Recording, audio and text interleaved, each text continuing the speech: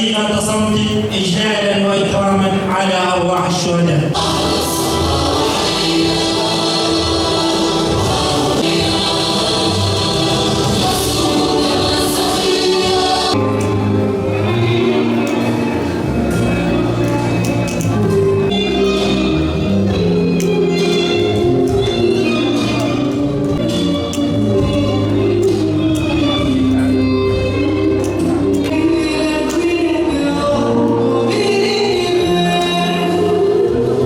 أيها الرفاق والرفيقات، نستذكر شهدائنا شهداء الشهر التاسع والعاشر، ونستذكر فيهم الأخلاق والعطاء والوفاء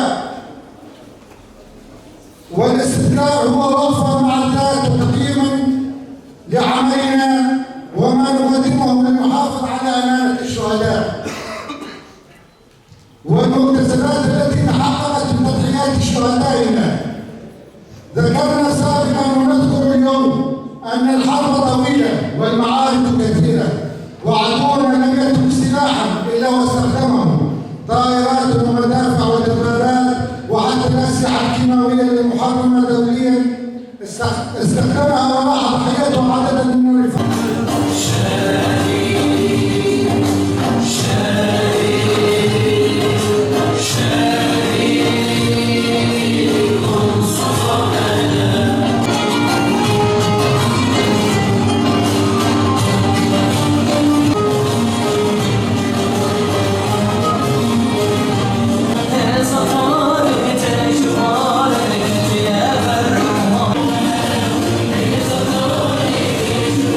الاسم فادي الأحمد، الاسم الحركي فادي رقة، تاريخ ومكان الاستشهاد 4/10/2017 الرقة.